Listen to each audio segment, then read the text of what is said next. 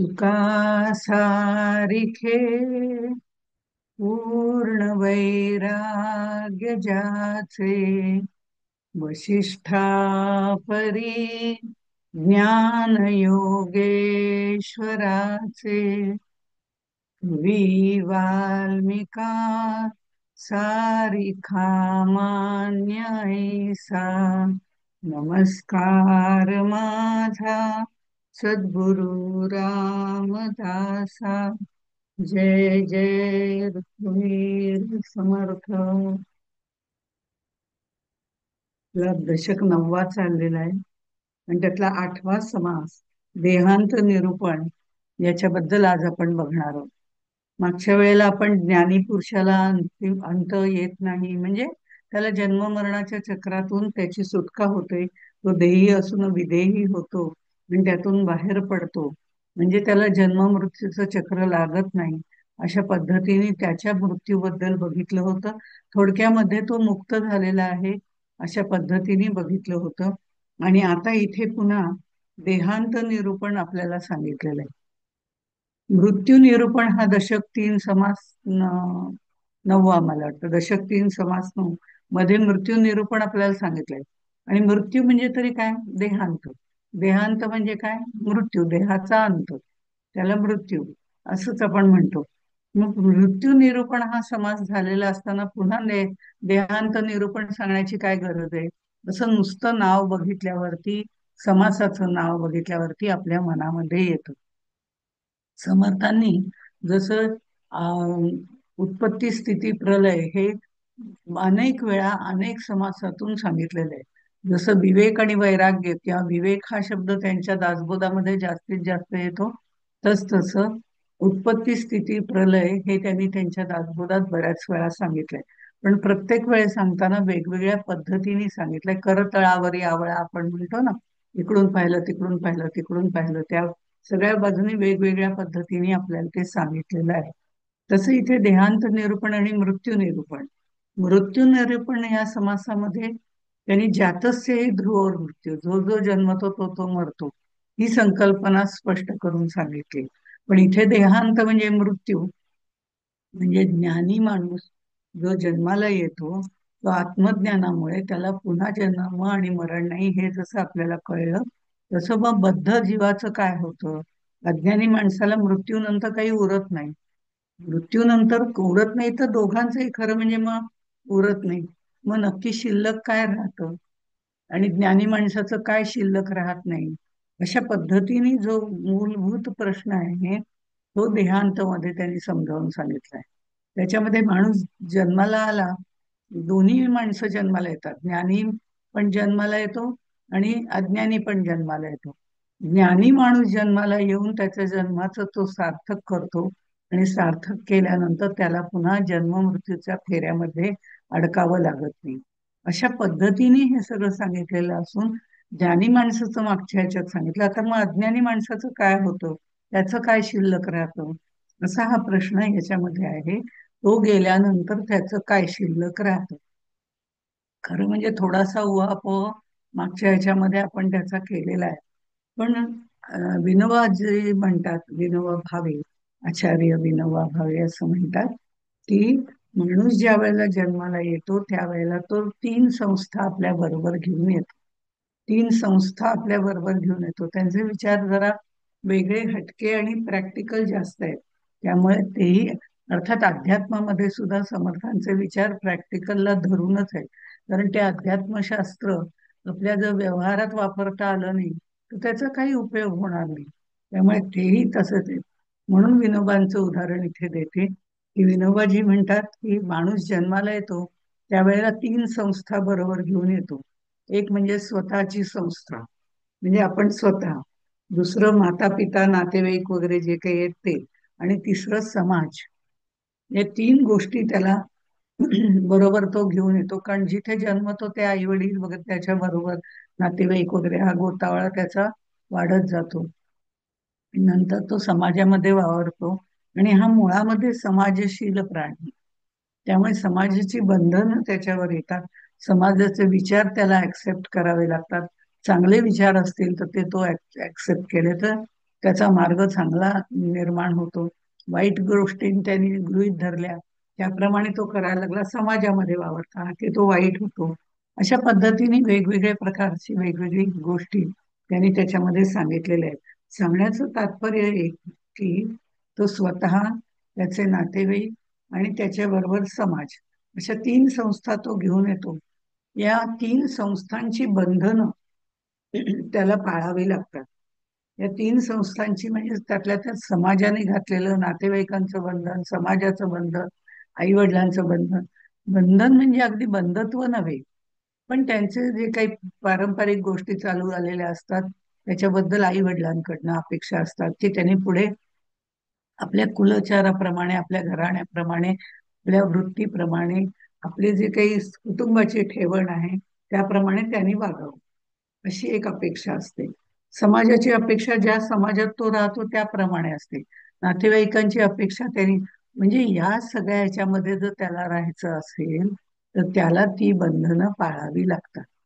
ती बंधनं पाळावी लागतात म्हणजे काय, की त्या ठिकाणी त्या पद्धतीने त्याला वागावं लागते. अशा तऱ्हेने हे सगळे गोष्टी त्याला पाळाव्या लागतात आणि त्या पूर्ण करण्यासाठी त्याला जे काही कृत्य करावे लागतात, ज्याला त्याला त्याप्रमाणे वागण्याकरता मनाचे विचार करावे लागतात. त्या विचारांमध्ये भावना असतात, कामना असतात, इच्छा असतात, या सगळ्या गोष्टी येतात. त्यामुळे त्याला पुनरपि जननम पुनरपि मरणम या तीन गोष्टींमुळे त्याला तिथे करावं लागतं. त्या बंधनामध्ये पडल्यामुळे या सगळ्या गोष्टींमध्ये तो पुनरावृत्ती करत असतो जीवन मृत्यूची. ज्ञानी माणसाला मोक्ष मिळतो. ज्ञानी माणूस या जन्ममरणातनं त्याची सुटका होते. पण देहाच्या दृष्टिकोनातनं जर विचारलं, देहाच्या, तर ज्ञानी माणसालाही देह आहे, अज्ञानी माणसालाही देह आहे. त्या ज्ञानी माणसाचा मृत्यू हो किंवा अज्ञानी माणसाचा मृत्यू हो, मृत्यूनंतर दोघांच्या देहातलं काहीच शिल्लक उरत नाही. कारण देह जाळला काय, देह पुरला काय, किंवा काही केलं, उरतं काय? तर उरत काहीच नाही. दोघांचाही देह नष्ट होतो.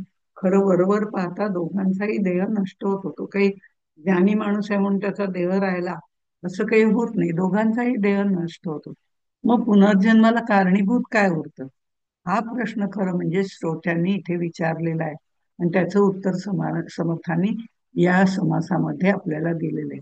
त्याच्यामध्ये ते असं म्हणतात, पंच प्राण स्थळे सोडती, प्राणरूप वासना वृत्ती, वासना मिश्रित प्राण जाती, देह सोडून या श्रीराम, वायो सरसी वासना गेली, हे वायो रूपेची राहिले, पुन्हा जन्म घेऊन आली, हेतू परत्वे श्रीराम.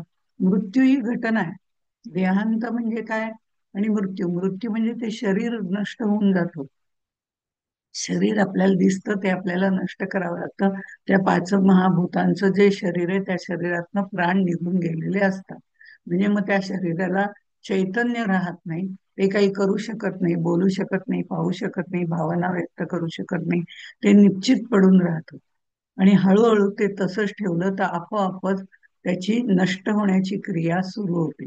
म्हणून आपण त्याला जाळतो किंवा पुरतो किंवा काय जे आपले संस्कार आपल्या संस्थेने सांगितलेले असतील त्याप्रमाणे आपण करतो. अशा पद्धतीने हे सगळं देहांत, खरं म्हटलं तर देहांत म्हणजे एक शरीर वस्त्र बदलण्याप्रमाणे आहे. हा देहाचा अंत झाल्यावर दुसऱ्या शरीरात प्रवेश करणं म्हणजे या वस्त्रातून त्या वस्त्रात, गीतेमधला श्लोक आहे त्याप्रमाणे हे वस्त्र बदलणं आहे. म्हणजे काय आहे, हे जुनं जर्जर झालेलं वस्त्र आहे, तर ते काम करायला योग्य नाहीये. तर म्हातारपणात मरण आलं तर ते नवीन वस्त्र धारण करायचं आहे. साडी जशी आपण जुनी झाल्यावर टाकून देतो आणि नवीन साडी घालताना आपल्याला आनंद होतो, तसंच किंबहुना देहांत होताना आपल्याला पहिलं वस्त्र सोडून जाताना आनंद झाला पाहिजे, की आता मला सगळे नवीन उपकरण, इंद्रिय नवीन मिळणार आहेत आणि त्या नवीन इंद्रियांनी मी अगदी व्यवस्थित पुन्हा कार्य करायला सुरुवात करणार आहे. अशा तऱ्हेने मला ते सगळं जाणवलं पाहिजे. आणि हे शरीर वस्त्र सोडताना अजिबात म्हणजे दुःख होण्याचं काही कारणच नाही. जशी नवीन साडी बदलताना आपल्याला उलट आनंद होतो तशी, पण तशी आपली वृत्ती नसते, कारण आपल्याला त्याच्यातही जीव अडकलेला असतो. म्हणजे आपल्या ज्या आधीच्या पिढीमध्ये त्या आपण आधी ज्यांच्याकडे जन्म घेतले आता नवीन ठिकाणी जन्म घ्यायचा एवढा विचार आपण करत नाही. मृत्यूनंतर तो होत नाही, तो आधीच करावा लागतो. तो जर आधी केला तर आपोआपच ते शरीर वस्त्र सोडण्याकरता आपल्याला श्रम पडत नाही. नाही तर आपण गुंतून राहिलो की आपल्याला श्रम पडतात. म्हणून पंचप्राणस्थळे सोडती प्राणरूप वासनावरती, वासना मिश्रित प्राण जाती देह सोडून. हे वासना मिश्रित प्राण जे आहेत ते देह सोडून जातात. आपण बद्धाबद्दल किंवा अज्ञानी लोकांबद्दल विचार करतोय. ज्ञानी लोकांचा विचार मागच्या ह्याच्यात केला, जसा त्याचा प्राण जातो तसाच याचा प्राण जातो. पण तरी मग दोघांमध्ये फरक आहे. याला जन्म मृत्यू येत नाही, याला जन्म मृत्यू येतो. देहाची दोन रूप आहेत. म्हणजे तसं म्हटलं तर देहाचे चार देह, स्थूल सूक्ष्म कारण महाकारण, हे सगळं आपण आधी पाहिलेलं आहे. आता आपल्याला विचार करायचा आहे मृत्यूच्या संदर्भात. तेव्हा पहिले दोन देह जे आहेत, शरीर देह, ज्याला स्थूल देह असं आपण म्हणतो, ते दिसणार आहे, दृश्य स्वरूपातलं आहे. शरीर आपल्याला दिसतं, त्याचे हातपाय अवयव कर्मेंद्रिय ज्ञानेंद्रिय ही सगळी निश्चित पडलेली असतात, पण ती आपल्याला दिसतात. त्याला स्थूल देह असं म्हटलं जातं. आणि दुसरा जो आहे तो सूक्ष्म देह आहे. हा सूक्ष्म देह मात्र वायुरूप आहे. जसे स्थूल देहाचे घटक आहेत, हात पाय नाक तोंड असे सगळे अवयव जे आपल्याला दिसतात, तसे ह्या सूक्ष्म देहाचे सुद्धा अवयव आहेत असं म्हणायला हरकत नाही. त्याच्या पण ते वायुरूप असल्यामुळे ते अदृश्य असतात. ते आपल्याला दिसत नाहीत पण जाणवतात. मन आहे पण आपल्याला दिसत नाही, कारण ते वायुरूप आहे. ते मन वायुरूप असतं, ते मन हवं नको बघत राहतं. प्राण आहे आपल्यामध्ये, तो निघून जायचा आहे, हा निघून जातो वगैरे ही नंतरची क्रिया. पण सूक्ष्म देह जो आहे तो आपण जिवंत असताना पण असतो, मृत्यूनंतर तो सूक्ष्म देह बाहेर पडतो. पण मग तो बाहेर पडतो, जसे ह्याचे घटक आहेत स्थूल देहाचे, तसे सूक्ष्म देहाचे घटक कोणते आहेत? तर प्राण आहे. प्राण बाहेर पडतो. मग प्राण ही तिथे सुद्धा मीची जाणीव असते. प्राण मी आहे हे सांगायला कोणी लागत नाही वगैरे, हे सगळं मागच्या ह्याच्यात आपण पाहिलं होतं. पण मी आहे हे प्राण आहे. प्राण आहे तोपर्यंत जिवंतपणा आहे. जिवंतपणा आहे तोपर्यंत मीची जाणीव आहे. पण म्हणतो ना, प्राण प्राण आहे का नाही हे मृत्यूच्या वेळेला सुद्धा तू तर जर नाकासमोर लावलं, त्या तसं परिस्थिती राहिली नाही. पण पूर्वीच्या काळी एखादी दोरी, दोरी म्हणजे मोठी दोरी नाही, अगदी नाजूकसा असा दोरा नाकासमोर धरत असत, की जेणेकरून श्वास चालू आहे की नाही हे लक्षात यायचं. किंवा हात लावून बघत असत की श्वास चालू आहे की नाही. म्हणजे त्या श्वासाचं कुठतरी वायुरूप बाहेर पडत आहे, आत जात आहे, बाहेर बाहेर पडतंय. श्वास उच्छ्वास श्वास उच्छ्वास चालू आहे की नाही असं बघत असत. आता ते आपल्याला कळतं, डॉक्टर तपासतात त्यावरनं समजतं वगैरे, हा भाग वेगळा. पण मग हा जो प्राण आहे हा त्याचा महत्वाचा घटक आहे.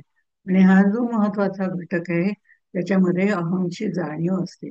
अहम अहंता अहंकार दर्प हे आपल्याला माहितीये. त्याच्यामध्ये अहंता अहंकार दर्प हे सगळं आता संपलेलं आहे. माणूस अज्ञानी आहे त्याच्याजवळ हे सगळं चिकटलेलं आहे. ज्ञानी माणसाचं हे सगळं गळून पडलं तरी सूक्ष्म जाणीव जी आहे अहमची, ती आपल्याला शेवटपर्यंत तरून न्यायला लागते. आणि ती जोपर्यंत आहे तोपर्यंत माणूस जिवंत आहे असं म्हटलं जातं. ही अहमची सूक्ष्म जाणीव प्राणांमध्ये असते. आणि प्राण वायुरूप आहेत, जे सूक्ष्म देहाचा एक घटक आहे. दुसरा घटक सूक्ष्म देहाचा आहे तो मन आहे.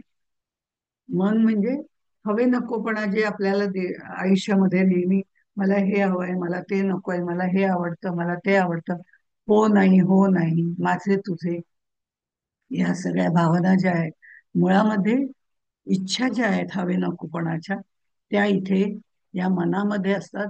जे मन सुद्धा वायुरूप आहे. माझ्या मनाला अगदी असं वाटलं, असं आपण म्हणतो, कुठे मन तुझं दाखव बरं, त्याला काय वाटलं ते कळून दे बरं. तर तसं ते मन दाखवता येत नाही, कारण ते मन वायुरूप आहे. म्हणजे प्राणवायू रूप आहे, जो त्याचा अवयव आहे, घटक आहे. घटक आहे असं म्हणूया आपण. मन जे आहे ती इच्छा हवे नकोपणा व्यक्त करते, तोही त्याचा घटक आहे. आणि तोही वायुरूपच आहे. आणि सूक्ष्मदेह हा वायुरूप आहे असं का म्हटलंय ते पटवून देण्याकरता त्यांनी ह्या सगळ्या गोष्टी सांगितल्या. प्राण आहे, मन आहे आणि बुद्धी. बुद्धी ही आहेच, कोणाला कमी जास्त. पिंडे पिंडे मतिर्भिन्ना, ही प्रत्येकाची बुद्धी कमी जास्त असू शकते, पण बुद्धी नाही असं होत नाही. काहींची अगदीच कमी असते, त्यांना आपण मतिमंद वगैरे म्हणतो, पण त्यांना बुद्धी नसते असं नाही. पण त्यांच्या बुद्धीचा तेवढा विकास झालेला नसतो. काहींच्या बुद्धीचा विकास भरपूर झालेला असतो, वाचन पूजन मनन चिंतन करून, जो परमार्थामध्ये आपल्याला कायम करायला सांगितलेला असतो. कारण त्या परब्रह्म परमेश्वर तत्वापर्यंत जायचं असेल तर आपल्याला बुद्धीची आवश्यकता आहेच. भावाची आवश्यकता आहे, देवभावाचा भुकेला वगैरे सगळं आपण म्हणतोय. पण ज्ञानाधिष्ठित बुद्धी ही आपल्याला अंतिम गंतव्यस्थानापर्यंत नेते, म्हणजे लास्ट डेस्टिनेशन. तद्गत्वा न निवर्तन्ते तद्धाम परमं मम, अशा पद्धतीने आहे ती. ती बुद्धीने तिथपर्यंत जावं लागतं, पण नंतर ती बुद्धी ही आपली विरघळून जाते. तिथे निद्रिस्त, तिथे शांत होऊन जाते. निद्रिस्त होत नाही, शांत होऊन जाते. बुद्धीने तिथपर्यंत जायचं, पण ती बुद्धी सुद्धा बाहेरच ठेवावी लागते. आणि निर्बुद्ध होऊन जायचं नाही, बुद्धीचा सगळा प्रवास करून जायचंय. त्याच्यावर ठामपणे कारण बघा, मनावरती श्रद्धा अवलंबून असते. आपण ही वाक्य आपली गेलेली आहे. श्रद्धा ही मनावरती अवलंबून असते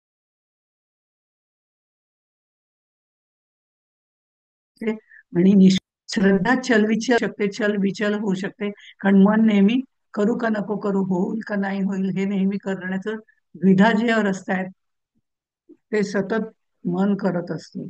त्यामुळे अशा गोष्टी होऊ शकतात की मनाच्या ह्याच्यावर जी श्रद्धा असते ती आपल्याला पक्की दृढ जर परमेश्वराच्या बाबतीत करायची असेल तर निश्चितपणे ती श्रद्धा आपल्याला निष्ठेमध्ये बदलावी लागते. तेव्हा तिथपर्यंत जाता येतं की ठाम असणं की मला ह्या मार्गाने जायचंय आणि मी ह्या मार्ग अनुसरणार आहे आणि तो योग्य मार्ग आहे, जो सद्गुरूंनी दाखवलेला आहे, त्यांनी दर्शवलेला आहे, त्यांनी सांगितलेलं आहे. त्या पावलावर पाऊल टाकून गमपंथ अनंत या राघवाचा असं करायचंय. मग या सगळ्या गोष्टी करायच्या असतील तर बुद्धीची आवश्यकता आहे.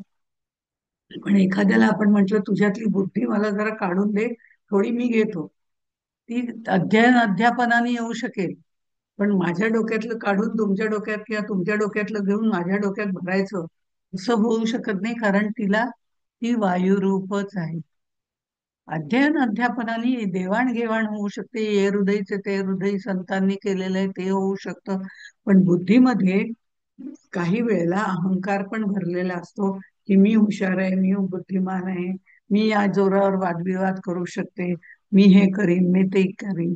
पण मी हे करीन मी ते करीन असं जी वाक्यात आपण आता म्हटलं, ते जे सगळे आहेत ह्या वासना आहेत. ही सुद्धा इच्छा आहे ना, चांगल्या आहेत. चांगल्याही वासना आहेत आणि वाईटही वासना आहेत. म्हणजे इच्छा आहेत, कामना आहेत. आपण मागच्या वेळेला कल्पना कामना वासना याच्याबद्दल बोललेलो आहोत, त्यामुळे ते आता बोलण्याची गरज नाही. म्हणजे थोडक्यात प्राण जे आहेत त्या प्राणामध्ये अहमची जाणीव, ते स्पंदन मी आहे ही भावना त्याच्यामध्ये आहे. मनामध्ये हवे नकोपणाच्या वासना आहेत. बुद्धीमध्ये कर्तृत्व भोक्तृत्वाच्या भावना आहेत. आणि नंतर अहंकार. अहंकार म्हणजे प्रत्येक वेळेला मीपणा माझा, मी असं करेन मी तसं करेन हे आपला जो अहंकार असतो ना, तो खरं म्हणजे चुकीचा आहे. जे करता करविता परमेश्वर आहे त्यांनी करायचं ठरवलं तर तो सगळं करून मोकळा होतो. आणि आपल्याला उगीच वाटतं की मी केलं मी केलं. पण याच्याऐवजी हा अहंकार सोडून द्यायला, पण अहंकार ही पण वासनाच आहे. मी असं करते मी तसं करते मला असंच लागतं, ह्या सगळ्या वासनाच आहेत. आणि अहंकार सुद्धा वायुरूपच आहे.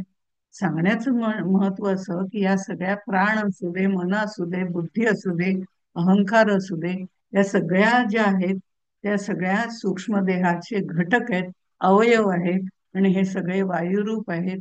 आणि वायुरूप वासना जी आहे ती वासना आपल्याला संपूर्ण या मी या संस्थेला, विनोबाच्या भाषेमध्ये म्हटलं तर मी या संस्थेला बांधून ठेवते. त्याच्यामध्ये नाना प्रकारच्या वासना निर्माण करते.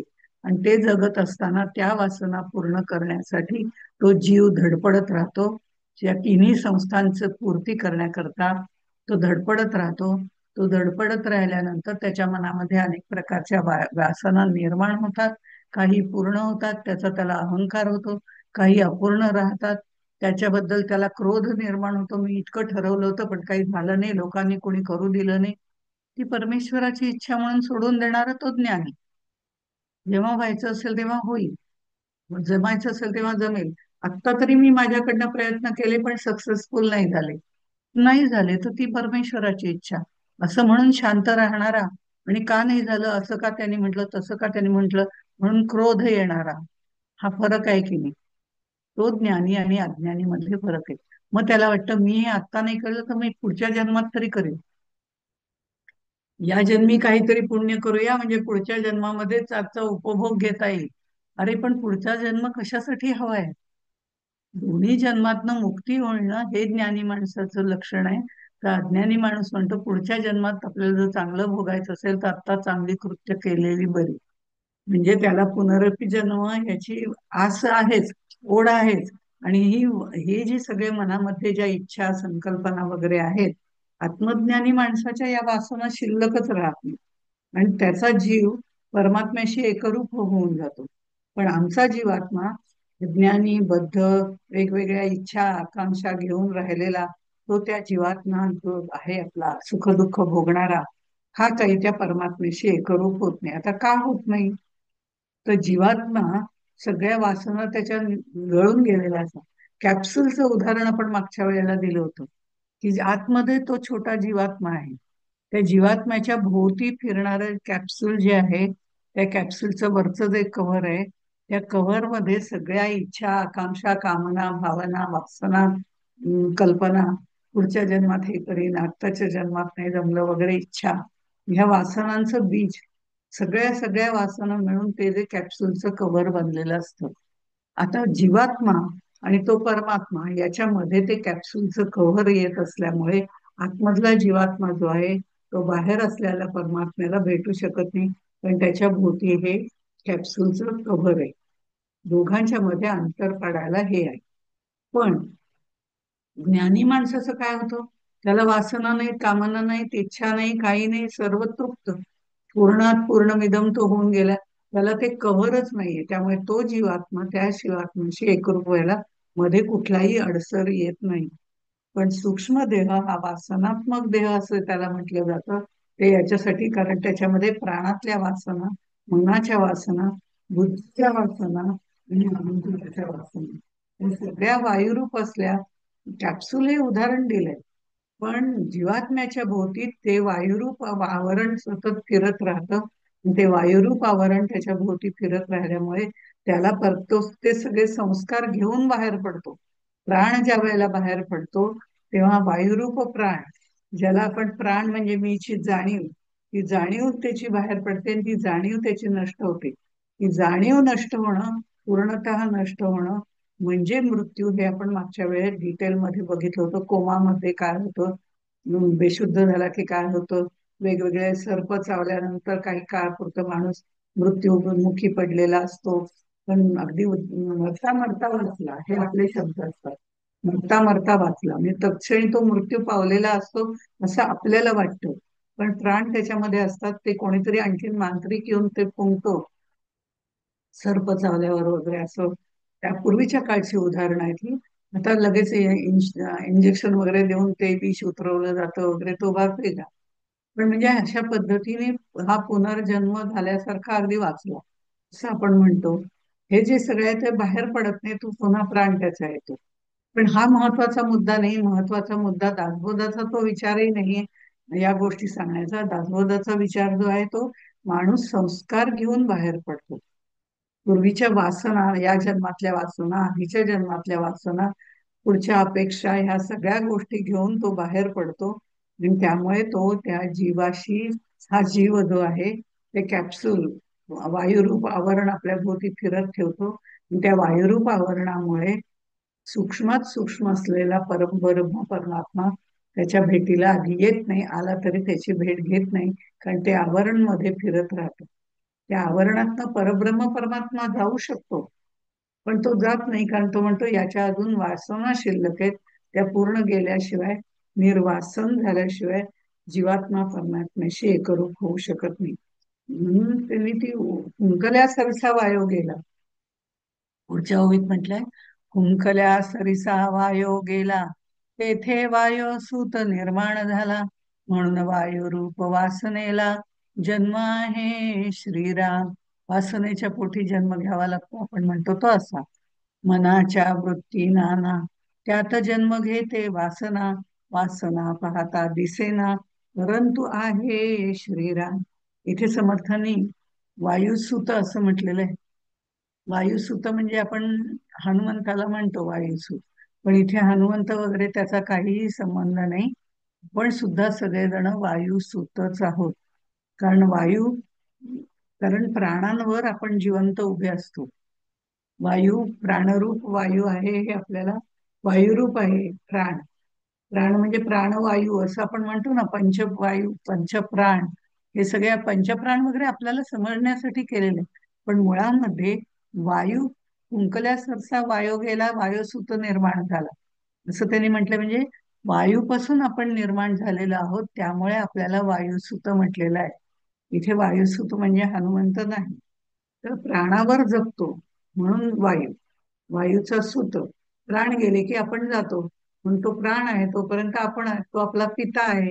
नंतर त्याचंही वर्णन समर्थांनी पुढे 16व्या दशकात सप्ततीन्वय मध्ये केलेलं आहे, की तो प्राण आपल्यामध्ये येतो, प्राण जातो. इथेही तेच वर्णन केलेलं आहे, की आपण प्राणांवर जिवंत उभे राहतो, प्राणांमुळे हालचाल करतो, प्राणांमुळे आपल्यामध्ये वासना निर्माण होतात.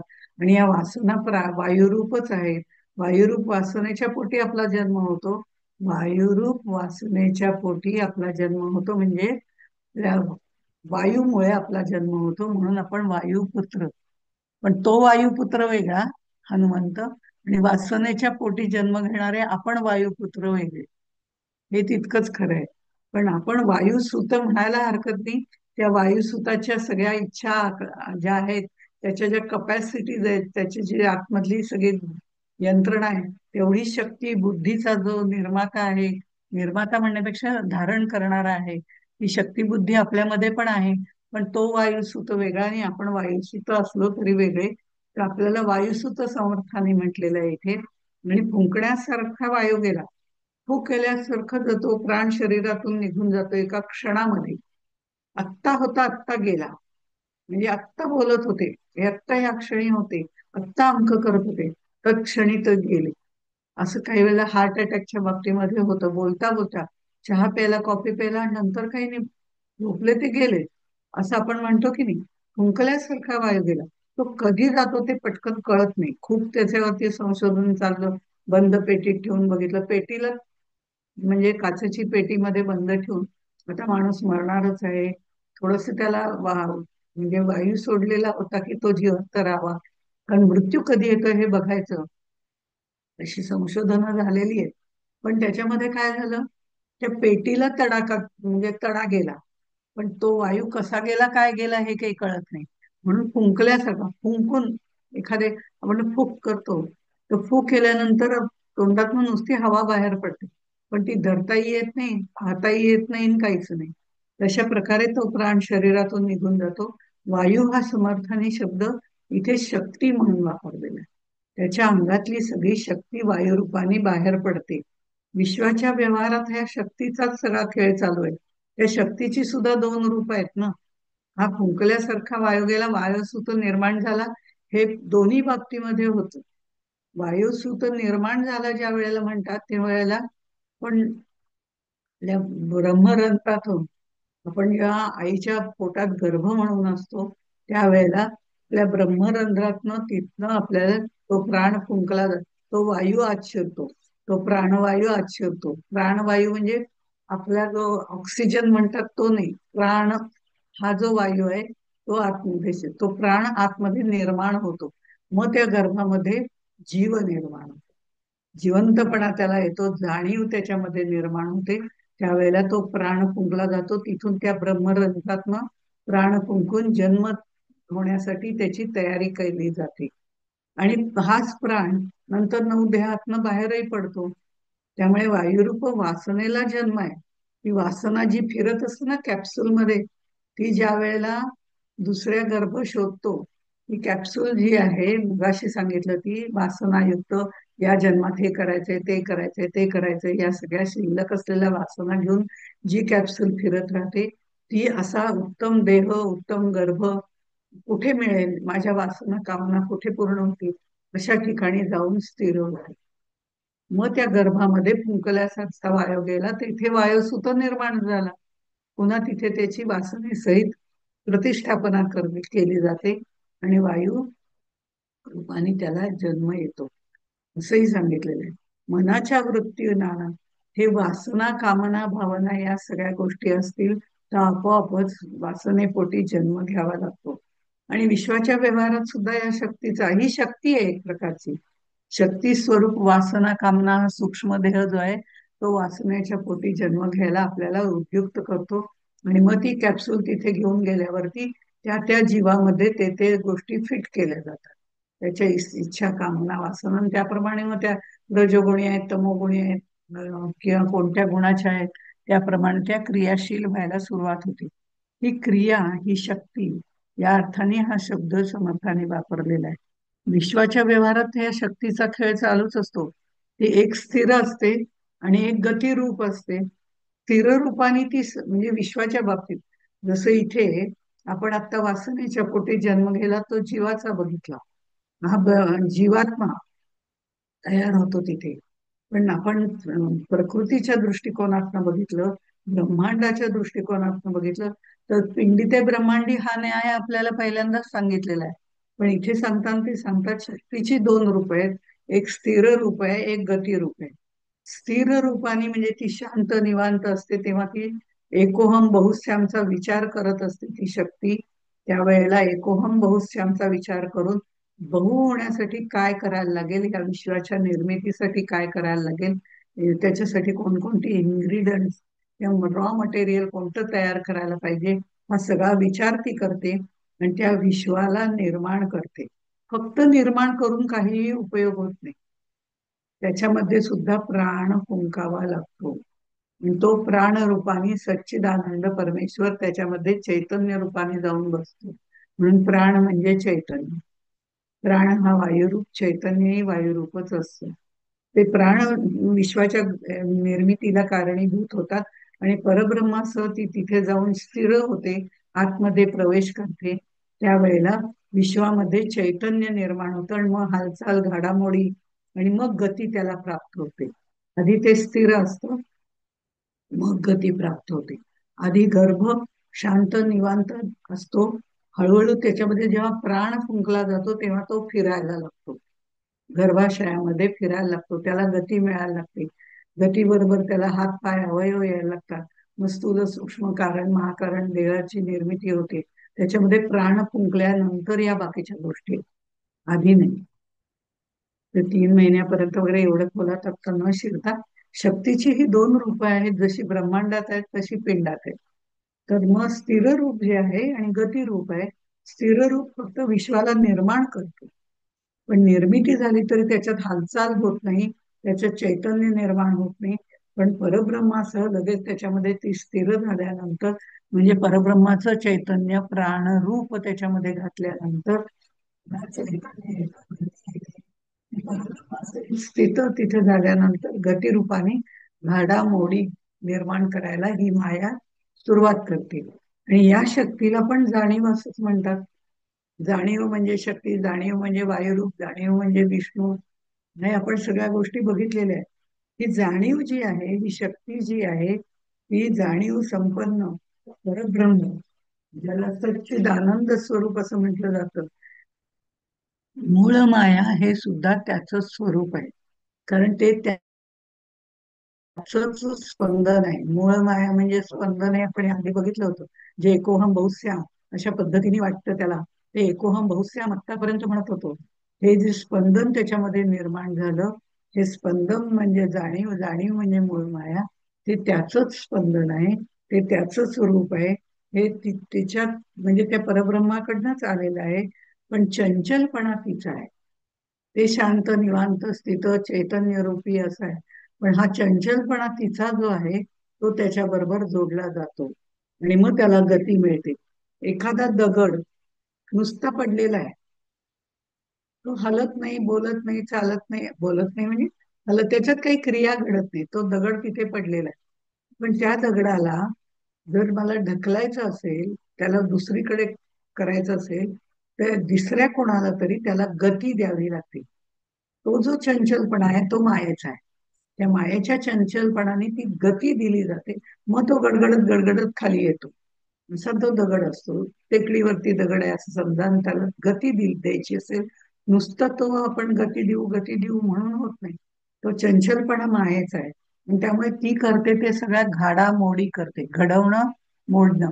त्या घाडामोडी, करतुम अकर्तुम अन्यथा करतुम, म्हणजे करायचं ठरवा नका ठरवू, तिच्या मनात आलं की ती सगळ्या गोष्टी निर्माण करते. हा तिचा स्वतःचा गुण आहे, चंचलपणा. म्हणून त्याचा शांतपणा आणि तिचा हे, अशा दोन्ही गोष्टी आपल्याला उपयोगी पडणाऱ्या आहेत. त्याचं चैतन्य असलं तरी त्या चैतन्याला गती द्यावी लागते. आपल्यामध्ये सुद्धा बुद्धी आहे, चैतन्य आहे, बुद्धीचं चैतन्य आहे, अहंकाराचं चैतन्य आहे. पण अहंकार चांगल्या अर्थाने मी म्हणते, पण बुद्धीचं चैतन्य आहे आपल्यामध्ये. पण त्या बुद्धीला गती द्यावी लागते. म्हणून मनन चिंतन करणं महत्वाचं आहे. कारणरूप आहे ब्रह्मांडी, कार्यरूप वर्ते पिंडी. अनुमानिता तातडी अनुमानेन. कारणरूप आणि कार्यरूप म्हणजे नक्की काय? हा विषय झालेला आहे. पण पटकन आपल्याला कारणरूप आहे ब्रह्मांडी, कार्यरूप आहे पिंडी, अनुमानिता तातडी अनुमानेन, पटकन काही लक्षात येत नाही आपल्या.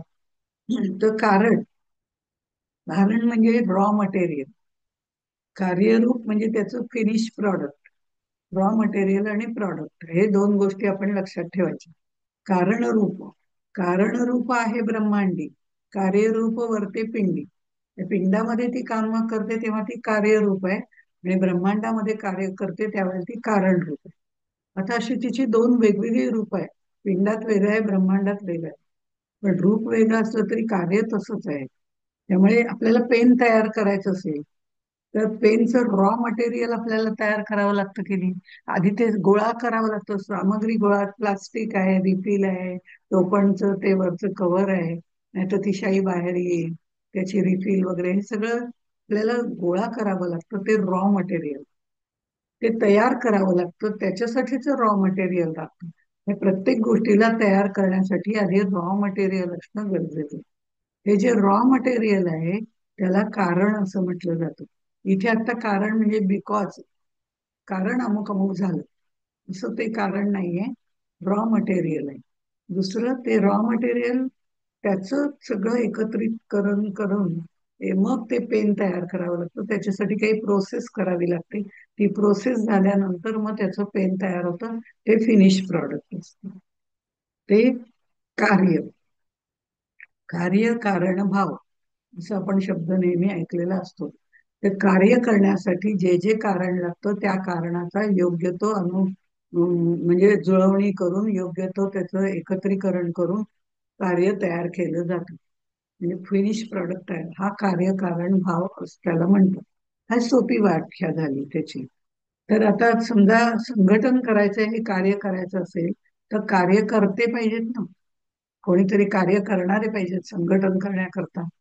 मग त्यांच्याजवळ बरं नुसते कार्यकर्ते असून काही उपयोग नाही, नाहीतर काय बी करतात ते कार्यकर्ते, त्याचा काही उपयोग नाही. ते कार्यकर्ते सुद्धा बुद्धीने तल्लख पाहिजेत, संघटन चातुर्य त्यांच्याकडे असलं पाहिजे. हे रॉ मटेरियल झालं. प्रत्येक गोष्टीला कार्यकारण भाव असतो.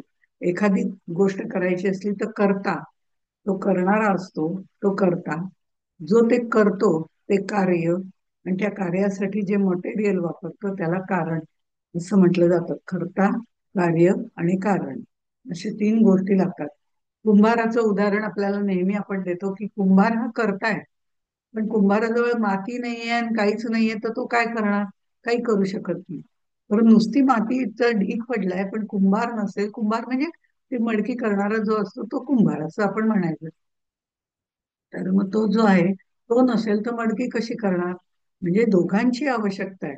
कुंभार हा करता आहे, माती हे रॉ मटेरियल आहे, कारण आहे, आणि मातीपासून कुंभार मडकी बनवतो, हे त्याचं फिनिश प्रॉडक्ट आहे. हा सगळा कार्यकारण भाव. तशी माया स्थूल रूपाने आपलं शरीर बनवते आणि त्याचं सूक्ष्म शरीरही बनवते.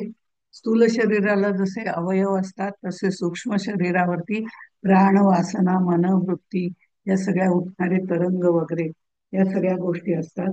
हे अवयव त्याचे समजा. हे दोन्ही वायुरूप आहे, हे सगळं बनवण्याचं काम काम ती करते. हे प्रॉडक्ट, कार्यरूप, कार्य जे आहे ते कार्य करण्याचं काम पिंडामध्ये ती करते. पण ब्रह्मांडामध्ये कारण रूप आहे. ब्रह्मांडामध्ये कारण रूप आहे म्हणजे सगळं रॉ मटेरियलच ती तयार करते. काय काय करायचं त्याप्रमाणे परब्रह्माकडनं तेवढ्या शक्ती घेऊन रॉ मटेरियल बनवायचं काम ती करते. आणि ते रॉ मटेरियल सगळं बनवल्यानंतर सगळं स्थिर स्वरूपात निर्माण करते. त्याच्यामध्ये दोघं जण जाऊन बसतात. माया माया निर्माण करते, त्यामुळे तिचे गुणधर्म चंचलपणाचे त्याच्यामध्ये आलेलेच आहेत. पण परब्रह्म जेव्हा चैतन्य रूपाने त्याच्यामध्ये जाऊन बसतं तेव्हा त्याच्यात गती मिळायचं काम जे आहे ते सुरुवात होते. आणि ती गती देण्याचं काम ती मायाच करते. पण चैतन्याची शक्ती घेऊन ती ढकलायचं काम करते, गती देण्याचं काम करते. म्हणून ती कारणरूप आहे ब्रह्मांडी, कार्यरूप आहे वरती. कारण हे सगळे पिंड ब्रह्मांडातले जे जे जीव आहेत ते तिने निर्माण केलेले. हे जीव निर्माण फिनिश प्रॉडक्ट तिने तयार केलेले. मग त्याच्यात ते चैतन्य जाऊन बसलं, त्याच्यामध्ये ते जाऊन आतमध्ये बसून त्यांनी सगळी हालचाल सुरू केली वगैरे, हा नंतरचा भाग आहे. अशी माया ही वायुरूप आहे, वासना ही वायुरूप आहे, जाणीवही वायुरूप आहे. ही सगळी मायाचीच रूप आहे. त्यामुळे ती कार्य करताना कारण रॉ मटेरियल म्हणून ब्रह्मांडामध्ये आणि पिंडामध्ये ती फिनिश प्रॉडक्ट तयार करते, झाडं तयार करते, प्राणी तयार, चत्वार प्राणी चत्वार खाणी, आणखी काही वर्णन करायचं कारण नाही. त्या काय काय असतात ते आपल्याला याच्यापूर्वी येऊन गेले. तसं ती म्हणजे विश्वामध्ये ती गतिरूप असते, तेव्हा अनंत घडामोडी करते. आणि ब्रह्मांडामध्ये ती वायुरूप असते, त्यावेळेला कारणरूप होते. आणि ब्रह्मांडात ती अनेक बदल घडवून आणते, क्षणाक्षणाला असलेल्या गोष्टी नष्ट करते, पुन्हा नवीन बनवते, पुन्हा नष्ट करते, पुन्हा. पण ब्रह्मांडामध्ये रॉ मटेरियल करण्याचं काम तीच आहे. ते रॉ मटेरियल ती तयार करते आणि नंतर पिंडामध्ये फिनिश प्रॉडक्ट तयार करते, म्हणजे आपल्याला तयार करते. पिंड पिंड वेगवेगळे तयार करते, म्हणजे वेगवेगळ्या प्रकारचे प्राणी तयार करते, वनस्पती तयार करते. हे जे फिनिश प्रॉडक्ट ती करते, म्हणून त्यांनी कार्यरूप वरते पिंडी. पिंडाच्या बाबतीतून विचार करायला सुरुवात केली की ती कार्यरूप आहे. ब्रह्मांडाचा विचार करायला सुरुवात केली तर पंचमहाभूत वगैरे मूळ मायेपासून सगळं निर्माण झालेलं आहे पहा. त्यामुळे मूळ मायेशी हा संबंध सगळा जोडलेला आहे. वासना जाणीव रूप आहे, जाणीव वायू रूप आहे, जाणीव विष्णू रूप आहे. मूळ मायेपर्यंत हा सगळा धागा असा जोडलेला आहे आपला. त्यामुळे तिथे ती तशी आहे, इथे रूप तिची तिने बदललेत, कारण नामरूपात्मक वृत्ती निर्माण करणं किंवा नामरूपात्मक हा तिचा भाग आहे. तो एकमेव अद्वितीय आहे. पण ती मात्र नामरूपात्मक वावरत असल्यामुळे आपोआपच तिचे जे आहे ते सगळं वृत्ती निर्माण सगळं करण्याचं काम वगैरे पुढे ती त्या शरीरामध्ये करत असते. पण वृत्ती निर्माण होण्याच्या जर थांबल्या तर माणूस वृत्ती शून्य निर्वृत्ती होऊन जातो. आणि सच्चिदानंद स्वरूप ही सुद्धा निर्वृत्ती आहे, स्थिर. आणि त्यामुळे स्थिर माया जी आहे त्या स्थिर मायेमध्ये, म्हणजे मूळ मायेमध्ये, हे सगळे निर्वृत्ती होणारे जे ज्ञानी पुरुष असतात ते त्या मायेमध्ये, म्हणजे मूळ मायेमध्ये विलीन होतात, तिच्याशी एकरूप होतात. आणि ती माया त्याचंच स्पंदन असतं, त्यामुळे ती माया त्यांना त्याच्यापर्यंत घेऊन जाते. सद्गुरू आपल्याला तिच्यापर्यंत नेतात. तिथून पुढचा प्रवास जो आहे तो मूळ मायेचा प्रवास आहे. जी माया ज्या स्थिर आहे तिचा प्रवास आहे. ती स्थिर माया म्हणजेच स्पंदन परब्रह्माचं, ज्या स्पंदनाशी आपण एकरूप होतो. त्या स्पंदनाशी एकरूप होणं म्हणजे त्या परब्रह्माशी एकरूप होणं आहे. आणि मग अशी जी माणसं त्या परब्रह्माशी एकरूपच झालेली असतात, पण देही असून विदेही असतात, ते विश्वमन त्यांचं तयार झालेलं असतं. ते विश्वमनही वायुरूपच असतं. विश्व एक व्यष्टीच आहे, म्हणजे एकट्याच आहे ते मन. आणि विश्वमन म्हणजे अनेक लोकांचं मिळून जी एकच प्रेरणा धारणा मनाची निर्माण होते, त्याला विश्वमन असं म्हणतात. आणि त्या ज्ञानी पुरुषांचं विश्वमन तयार होतं आणि ते ब्रह्मांडाशी समरस होऊन एकरूप होऊ शकतात. असं संतांच्या बाबतीमध्ये निर्वृत्ती ज्यांची झालेली आहे ते विश्वाशी एकरूप होऊ शकतात. त्रिगुण आणि पंचभूते हे वायूमध्ये मिश्रिते अनुमानेना म्हणून त्या ते मिथ्या म्हणू नये. त्रिगुण आणि पंचभूत ही वायू मिश्रित आहेत. प्राण हाच वायू निर्माण करतो. पण वायू, आपण आकाश सोडलं तर पुढची चार तत्व आहेत ती वायूपासून सुरू होतात. आकाश हे अलिप्त आहे सगळ्यापासून. त्याच्यामध्ये त्यांनी वायूला धारण केलेलं आहे. आकाशाने वायू निर्माण केलेला आहे. त्याची म्हणजे जसं परब्रह्म माया त्यांच्यापासून आकाश, आकाशापासून म्हणजे त्रिगुण वगैरे हे मध्ये येतं. पण त्याच्यापासनं आकाशातनं जे आपल्याला दिसतं ते आकाश वेगळं, शब्द हातात मात्र असलेलं आकाश वेगळं. त्याच्यामध्ये पंचीकरण झाल्यावरती आपल्याला दिसतं ते आकाश निर्माण होतं. या सगळ्या गोष्टी आपल्या झालेल्या आहेत. तर त्याचं वर्णन न करता या आकाशामध्ये जे वायू आहे तो सगळ्यात प्रमुख, चार भूतांपैकी सगळ्यात प्रमुख मानला जातो. कारण सगळी भूत प्रलयकाली त्याच्यामध्येच मिसळतात. आणि तो वायू निर्मितीच्या कार्यामध्ये सुद्धा ही पंचमहाभूत इतकी बेमालून मिसळतो. त्रिगुण त्याच्यामध्ये मिसळतो, पंचमहाभूत हे एकमेकात एवढं मिश्रण करतो की त्यातनं आपल्याला अजिबात एक पण सुद्धा, माझ्या शरीरातनं पंचमहाभूत वेगळी काढायची ठरवली तर ती आपल्याला काढता येत नाही. एवढा पंचमहाभूतांचा कर्दम करणारा जो आहे, कर्दम म्हणजे चिखल, चिखल जसा एकमेकात मिसळून मिसळून मिसळून एकत्र गुळगुळीत करून टाकला तर त्यातनं ते वेगळं काढणं आपल्याला सहजपणे शक्य होत नाही. ज्ञानी पुरुष ते करू शकतात. ते त्या वायूच्या पलीकडच्या आकाशापर्यंत पोहोचलेले असतात. महद आकाशापर्यंत जायला त्यांची तयारी झालेली असते. ते आकाश, महद आकाश म्हणजे काय हे आपण ह्याच्यापूर्वी पाहून झालेले आहे. त्रिगुण आणि पंचभूते हे वायूमध्ये मिसळते. वायूनी या सगळ्यांचा कर्दम केलेला आहे.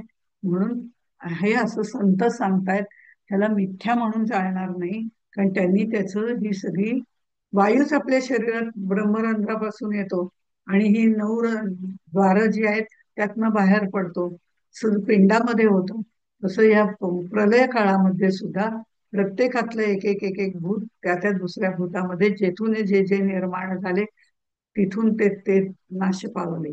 या पद्धतीने त्याच्यामध्ये ते लय पावत जातं. असे वायुरूप जाणीव सगळे काम कसं करते हे समर्थांनी आणखीनही उदाहरणं व्यावहारिक दिलेत. कारण हे सगळं आपल्याला त्रिगुण पंचमहाभूत ती वायू मिश्रितच आहेत, नक्की आहेत का असे आपल्याला प्रश्न पडतात. पण वायू काम करतो हे तर आपल्याला पटायला पाहिजे की नाही आधी. याच्यासाठी समर्थांनी अनेक उदाहरणं आपल्या जाणीवेतली दिलेली आहेत, आपली व्यवहारातली दिली. ते म्हणतात अंगावरून वारे गेले, अंगावरनं वारं गेलं की आपोआपच हात पाय काम करेनासे होतात.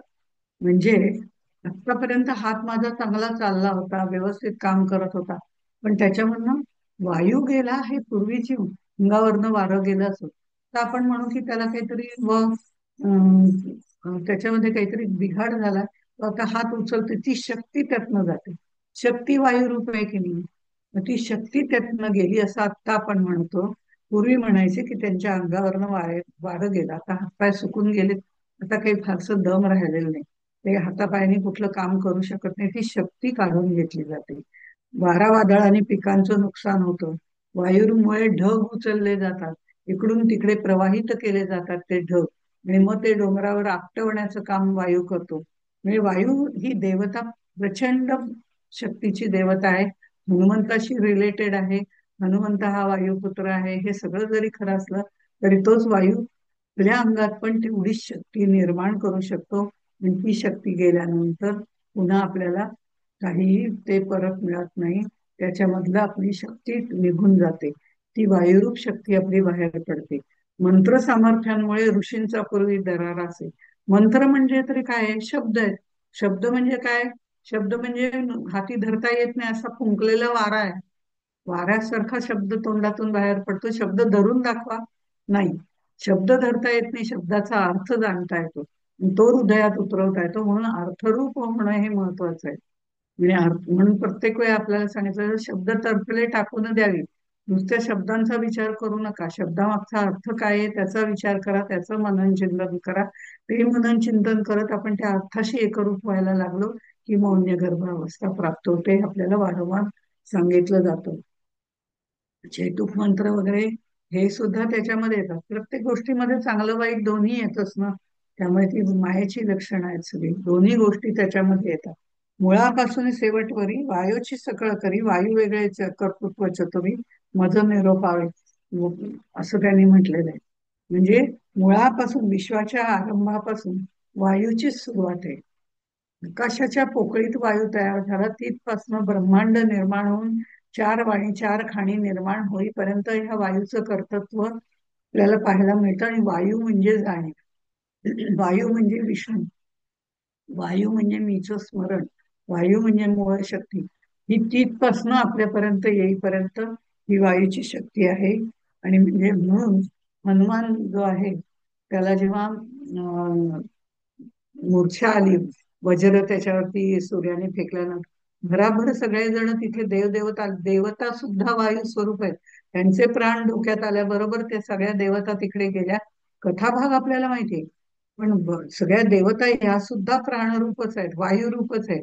त्यामुळे त्या इकडून तिकडे जाऊ शकतात, उडू शकतात, फिरू शकतात, बोलू शकतात, सगळ्या गोष्टी करू शकतात. कर्म करायला त्यांना पुन्हा पृथ्वीवर अवतार घेता येतो. हे सगळे वायुरूपाचे परिणाम आहेत. आणि मग वायूच त्यांनी थांबवून ठेवल्याबरोबर सर्व देवता त्याच्याकडे गेल्या आणि काय पाहिजे त्या हनुमंताला शक्ती त्याने दिल्या, अशी कथा आहे. पण त्या कशासाठी गेल्या? कारण वायू रूपच काढून घेतलं तर त्यांच्यामध्ये पण शक्ती राहणार नाही. आणि मग हे जग सुचारूपणे चालण्यासाठी आमची शक्ती जर उपयोगात आली नाही तर काही उपयोग होणार नाही. हा त्याच्या मागचा खरा अर्थ आहे. आपल्याला कथा छान फुलवून सांगता येईल, पण त्याची आता गरज नाही. जाणीव रूप मूळ माया, जाणीव जाते आपल्या ठाया, गुप्त प्रगट होऊन या विश्ववी वर्ते. कोठे गुप्त कोठे प्रगट, तैसे जीवन उफाळे आटे, पुढे मागुता ओघ लोटे, भूमंडळी श्रीराम. आपलं खरं स्वरूप काय आहे? स्वस्वरूप, आत्मस्वरूप, हा खरा मी म्हणजे सूक्ष्म जाणीव जी अहमची आहे ती म्हणजे खरा मी. जाणीव म्हणजे वायू, वायू म्हणजे विष्णू. ही आपली आतली जी विष्णूची, मी अहम ब्रह्मास्मी, ही जी सूक्ष्मची अहमची जाणीव आहे, अहंकार विरहित असलेली अहमची सूक्ष्म जाणीव आहे, ती म्हणजे मूळ माया आहे, जी शुद्ध स्वरूपामध्ये आहे. ती केवळ परब्रह्माचं स्पंदन आहे, एकोहम बहुस्यांचं स्पंदन आहे. हे स्पंदन म्हणजे चलबिचल आहे, ते ब्रह्मांडात आहे. आणि पिंडामध्ये जी शुद्ध जाणीव, ती अहमची जाणीव म्हणजे पण मायाच आहे, मूळ माया. पिंडामध्ये पण ही मूळ माया अहमची शुद्ध जाणीव म्हणून आहे. आणि ब्रह्मांडामध्ये हे जे स्पंदन आहे परब्रह्माचं, एकोहम बहुश्याम शुद्ध स्वरूपातलं, ही मूळ माया. मूळ मायेचं पिंडातलं आणि ब्रह्मांडातलं दोन रूप सांगितली. ही मूळ मायेची सूक्ष्म जाणीव अहमची म्हणून राहते, आणि ती अहमची जाणीव वासना विरहित असते, त्यावेळेला ती परब्रह्माशी एकरूप होते, स्वरूपामध्ये विलीन होते. आधी मुळामध्ये आपल्या आत्म्यामध्ये, अंतरात्म्यामध्ये हा जो जीवात्मा आहे तो मलिन झालेला, त्या मूळ मायेने पांघरून घातलेला, आच्छादित केलेला असा असतो. त्याला ज्या वेळेला खऱ्या मीचं ज्ञान होतं त्यावेळेला तो आत्मा, आतल्या जीवात्मा आहे तो आतल्या आत्मा, जो शुद्ध आत्मा, शुद्ध चैतन्य आहे, त्याच्याशी मिसळतो. तिथे ती स्तब्ध होते. तिथे ती स्तब्ध होते म्हणजे आतल्याच अंतरात्म्याशी आपला आपला प्रत्येकात अहम वैश्वानरो भूत्वा म्हणून जो आत्मा शुद्ध स्वरूपामध्ये आपल्यामध्ये आहे, वैश्वानर म्हणून तो विश्वामध्ये पसरतो, तेव्हा तो दूषित झालेला असतो. कारण त्याला भुकेची जाणीव आहे, भीतीची जाणीव आहे, सगळ्याची जाणीव. हा जीवात्मा मूळ आत्म्यामध्ये विसर्जित होतो, म्हणजे मूळ मायेमध्ये विसर्जित होतो. त्यावेळेला तो स्तब्ध असतो. आणि नंतर तो कार्य करायला सुरुवात करतो तेव्हा तो चंचल होतो. तसं तुर्यावस्थेमध्ये तो स्तब्ध असतो, पण तुर्यावस्थेतून पुन्हा नॉर्मल अवस्थेमध्ये आला की तो पुन्हा चंचल व्हायला सुरुवात होते, विषयांमध्ये पुन्हा तो गुंतायला सुरुवात होते. म्हणून तुर्यावस्था ही द्वैताचीच अवस्था आहे. तिथून तो परत येऊ शकतो, परत तिथे जाऊ शकतो, पुन्हा समाधी लावू शकतो, पुन्हा समाधीतून बाहेर पडू शकतो. पण एकदा का उन्मनी अवस्था प्राप्त झाली की तो त्या परमात्म्याशी पूर्णपणे स्तब्ध, शांत, निर्विचार, निर्विकार असा होतो. म्हणजे त्या परब्रह्मातले सगळे गुण त्याच्यामध्ये येतात आणि तो त्या ब्रह्मांडाशी विश्वाकार होऊन जातो. मग ते सर्व मन म्हणजे सर्वांच्या तोंडून मीच खाल्लं असं म्हणण्याची जी वृत्ती आहे, रामकृष्ण परमहंसाची कथा आपण ऐकतो त्याप्रमाणे ती वृत्ती तयार होते. ती वृत्ती जी क्रियावस्थेतून पुन्हा त्यामध्ये येतो आणि व्यक्त होतो, ती व्यक्ती होते. ती व्यक्ती त्याला पुन्हा सर्व विषय येतात. पण उन्मनी अवस्थेमध्ये गेलेला पुन्हा परत येत नाही. तो त्या अवस्थेत स्थिर राहून तो कार्य करू शकतो. देही असून विदेही कार्य करतो त्याप्रमाणे कार्य करू शकतो उन्मनी अवस्थेमध्ये. पण त्याचं अनुसंधान सातत्याने परमेश्वराशी असतं. तो गतिमान होऊ शकतो, पण ती गती परब्रह्माची गती आहे हे त्याच्या पक्क डोक्यात असतं. अशा पद्धतीने ही गतिमानता ज्या वेळेला निर्माण होते तेव्हा ब्रह्मांडामध्ये ती वेगवेगळे प्रकार दाखवते, विविध रूपे दाखवत राहते. अशी ती गतिमानही आहे, स्थिरही आहे. पिंडातही ती गतिमान आहे, स्थिर आहे. ती ब्रह्मांडातही गतिमान आहे, स्थिर आहे. दोन्ही आहे. सहा वायू सुद्धा चंचल आहे आणि स्तब्ध आहे. त्याच्याप्रमाणेच आहे. जीव सुद्धा देह धारण करतो तेव्हा व्यक्त होतो आणि देह सोडून देतो तेव्हा अव्यक्त होतो, स्तब्ध होतो. अशा प्रकारे मायेचं, देहाचं, वायूचं सगळ्यांची कामं चालू असतात. देहातील सूक्ष्म देह जो आहे, ती जे वासनात्मक देह ज्याला म्हटलं जातं, ती कॅप्सूल एकदा अज्ञानी माणसाने दूर केली की त्याला सुद्धा पुनरपी जननम पुनरपी मरणम नाही. आणि म्हणून त्यांनी बृहदारण्यक उपनिषदाचा दाखला पण दिलेला आहे. तस्य एतस्य हृदयस्य अग्नम प्रदोक्तते. नवद्वारे पुरे देही अशा प्रकारे जे वर्णन सगळं केलेलं आहे. आपली 10 द्वारं पहिल्यांदा होती म्हणजे जन्माच्या आधी अव्यक्त दशेतून आपण गर्भ म्हणून तिथे जातो त्यावेळेला 10 द्वारं आपली असतात. 10 द्वारं म्हणजे 9 द्वारं आपल्याला सगळ्यांना माहिती आहेत, पंच ज्ञानेंद्रिय वगैरे असं नाही. 9 द्वारं आपल्याला प्रसिद्ध आहेत, पण वरचं ब्रह्मरंध्र आणि बेंबी ही 2 द्वारं आपली जन्मानंतर बंद केली जातात. पण टाळू भरतो तिथे टाळू हलकी असते, मऊ असते. तिथून ब्रह्मरंध्रातून प्राण सोडला जातो आणि आता बघितलं ते एवढी टणक झालेली असते, ते द्वार बंद झालेलं असतं. एखादं छिद्र ज्ञानामुळे उघडू शकतं. ज्ञान पूर्णपणे प्राप्त झाल्यावर, आत्मज्ञान प्राप्त झाल्यावर ब्रह्मरंध्रातनं वायू बाहेर पडतो म्हणजे शरीर नष्ट होतं. शरीर पंचभूताचं आहे, ते ज्ञानी माणसाला पण द्यावंच लागतं. ते ब्रह्मरंध्राचं द्वार खुलं केलं जातं. आमच्या सारख्यांचं ते अज्ञानी लोकांचं द्वार खुलं केलं जात नाही. आणि पोटामध्ये जे आहे बेंबीचं द्वार, ते नाळ तोडल्याबरोबर तेही तिथे बंद होऊन जातं. म्हणून बेंबी हे एक महत्वाचं द्वार आणि ब्रह्मरंध्र हे द्वार, ही 2 द्वार सोडून 9 द्वार आपली उघडी असतात. आणि मरणासन माणूस होतो ज्याला आता मृत्यू येणार आहे, ज्याची गात्र शिथिल झाली, ज्याची जाणीव मंद व्हायला लागली, जाणीव संपली की सगळं संपलं. हे जाणीव रूपाने वायू त्यातनं बाहेर पडतो आणि मग ते बाकीच्या गोष्टी आपण आता या समासामध्ये बघितल्या.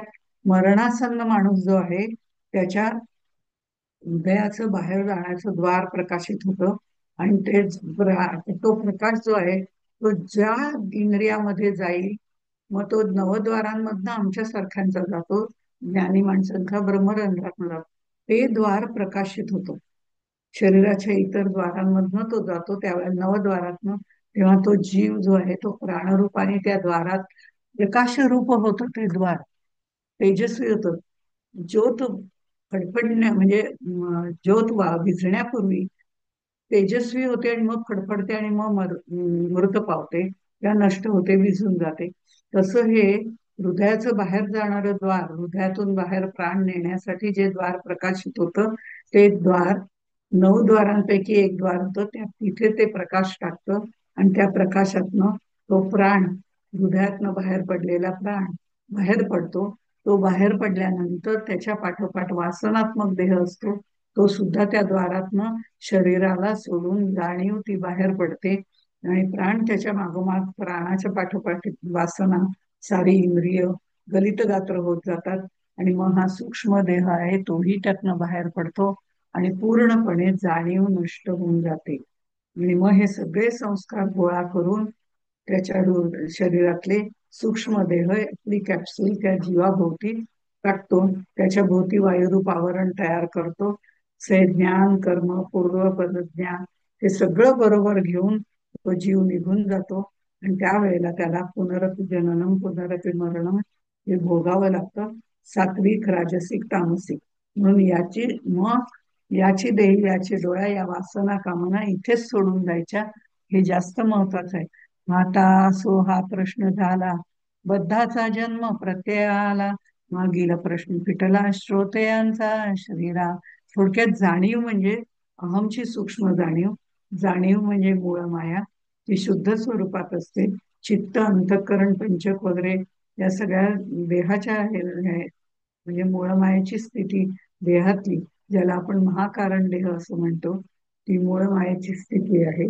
तिथून जर सगळ्या जाणीवा आपण तिथेच मुरवून टाकल्या, महाकारण देह सुद्धा आपल्याला प्राप्त झाला, त्याचं निरसन करता आलं, तर ते मूळ मायेमध्ये मिसळून जातं आणि आपल्याला पुनरपि जननम येत नाही. ती मूळ माया म्हणजे त्याचं स्पंदन, शुद्ध स्वरूपातली जाणीव, त्याच्याशी या ज्ञानी लोकांचं मिसळतं, त्यांना मुक्ती मिळते. ही जी शुद्ध माया आहे ती परब्रह्माशी पटकन एकरूप होते, कारण सजातीय द्रव्याशी समरसता घडे. दोन्हीचे द्रव्य, दोन्हीतले गुण हे एकमेकांशी पटकन एकरूप होऊन जातात. या शुद्ध मायेला वासनात्मक म्हणजे जी शुद्ध मायेला वासनात्मक माया गुणक्षोभिणी माया म्हणून तयार होते आणि त्याच्यात वासना निर्माण होते आणि तिची घसरण होते, तेव्हा ती बद्धाला जन्म मरणाच्या ह्याच्यामध्ये गुंतवून टाकते. असं म्हणून त्या बद्ध जो आहे त्याला पुनरपि जननम काय आहे याचं उत्तर समर्थांनी इथे दिलं. ज्ञानाला मोक्ष का आहे, बद्ध माणसाला पुनरपि जननम का आहे, हे देहांत निरूपणामध्ये सांगितलंय.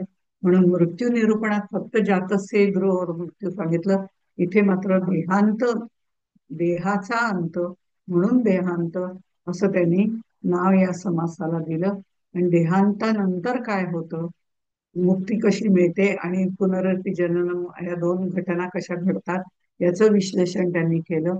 त्या विश्लेषणातनं आपण एवढंच घ्यायचंय की आपल्याला या वासनेच्या मोहात कॅप्सूल तयार करायची नाही, आपल्याला त्यातनं मुक्त व्हायचंय. याची देही याची डोळा मुक्ती मिळवता येते, तो प्रवास सांगता येतो, पण त्यासाठी आपल्याला सहज स्थिती, या सगळ्या गोष्टी सहजपणे करता आल्या पाहिजेत. मारून मुटकून ओढून ताणून त्या करून उपयोग नाही, त्या सहजपणे करता आल्या पाहिजेत. पण त्याची माहितीच नसेल तर त्या करता येत नाहीत. म्हणून समर्थांनी आपल्याला माहिती दिली, मार्गक्रमणा आपली आपल्यालाच करायची असते, ती कशी करायची, चित्तशुद्धीपासून करायची, हेही त्यांनी याच्या आधी सांगितले. मग आपल्याला दरवेळेला वाटतं एवढं काय चित्तशुद्धीचं महत्व सांगतायत, पण चित्तशुद्धी म्हणजेच मुक्ती आहे खरं म्हणजे. पण ते चित्त आपलं तेवढं शुद्ध होऊ शकत नाही, ते चित्त शुद्ध झालं की बाकी काही उरतच नाही. ते शुद्ध चित्त त्या शुद्ध मायेबरोबर आपोआप मिसळून जातं, वेगळं काही करायचं राहत नाही. पण ती सहजपणे ते शुद्ध झालं पाहिजे. आता मला चित्त शुद्ध करायचंय, चित्त शुद्ध करायचंय असं म्हणून ते होत नसतं, ते सहजपणे व्हावं लागतं. ते झालं की आपल्याला आपोआपच पुढचा मार्ग सापडतो. हे समर्थांनी आपल्याला सांगितलंय. आपण इथेच विचार करू त्याचा, इथेच थांबू, त्याचं मनन चिंतन करू, अर्थरूप होऊन मौन गर्भावस्था प्राप्त करू आणि पुढच्या वेळेला पुढचा जो काही समास आहे तो बघू. तोपर्यंत इथेच थांबू. जय जय रघुवीर